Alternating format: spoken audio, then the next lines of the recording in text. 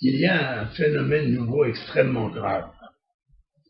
Il y a cette jeunesse européenne, victime du chômage, victime de la crise économique, victime des manipulations des pseudo-politiciens qui gèrent mal, en général, les pays qu'ils dirigent. Et ça nous donne une jeunesse complètement déboussolée. Et alors, la plupart de ces jeunes déboussolés sont des jeunes équilibrés qui arrivent quand même à garder leur sang-froid et ne pas tomber dans la délinquance ou dans des histoires de terrorisme.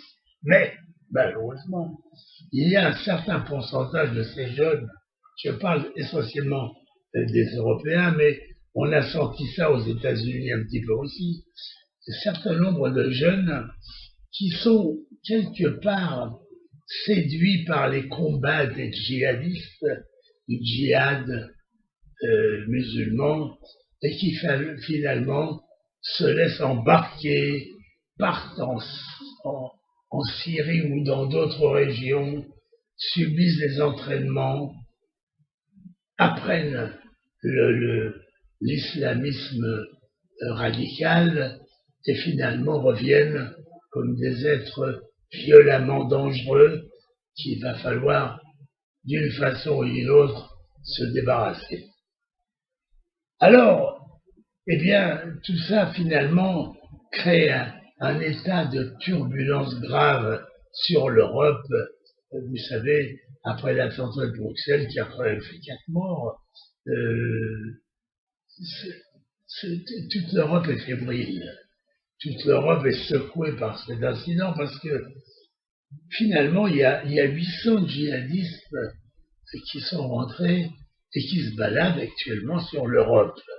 Et tous sont des candidats à faire des meurtres, à tuer, à massacrer. Alors, il va bien falloir que le monde réagisse. Et c'est extrêmement difficile parce que à chaque fois, c'est un combat de l'ensemble d'un pays contre un individu, ou deux, ou trois, éparpillés. On a vu par exemple le Tariq Ramadan se traverser complètement le territoire français avec une Kalachnikov dans sa serviette, des armes et tout ce qu'il faut pour massacrer et tuer. Vous savez, finalement, c'est vrai qu'il y a toutes les raisons de s'inquiéter. Et tout ça, ça cherche du juif, parce que finalement, c'est le juif qu'il faut tuer, c'est le juif qu'il faut abattre, c'est la politique actuelle de tous les islamistes radicaux qui passent sur les télévisions, sur les radios, qui finalement poisonnent le monde. Alors, je vous ai dit, il y a des mouvements d'optimisme, il y a maintenant quelques pays arabes, on parle de 8 à 10, qui finalement ont décidé de participer à la lutte contre le terrorisme. Il y a le monde qui va se mobiliser. C'est une guerre ouverte, là. Il va vraiment falloir aller loin. Vous savez, l'inconvénient d'un pays contre un terroriste, le grand problème, c'est que les pays démocratiques appliquent la loi quand même, malgré que ce soit des terroristes, on respecte la loi. Bon, mais eux n'ont pas besoin de respecter la loi, ils n'ont pas de loi, ni foi, ni rien.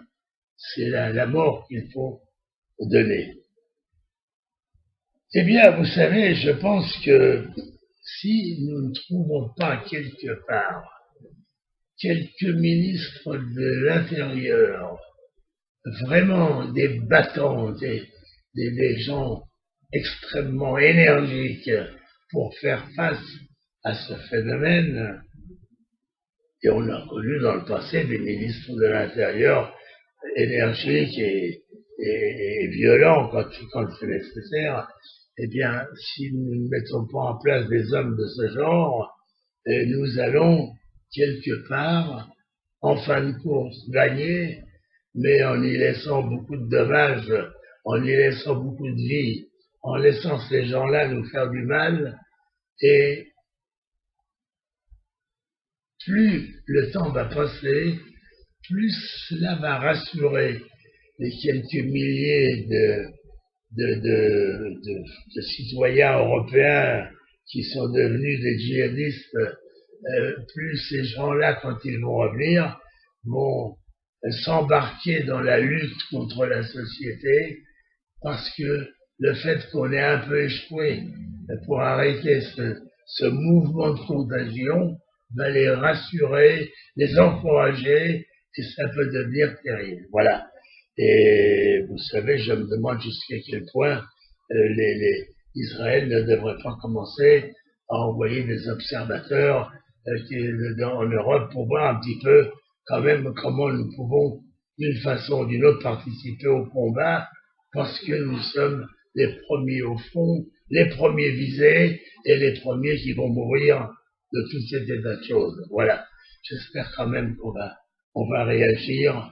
On reparlera ça dans les jours ou les semaines qui viennent. Mais croyez-moi, nous vivons actuellement un énorme danger avec ces problèmes. Voilà, merci. Dizengoff Center, l'espace commercial le plus vaste et le plus diversifié d'Israël. Dizengoff Center, une destination à ne surtout pas manquer lors de vos prochains séjours à Tel Aviv.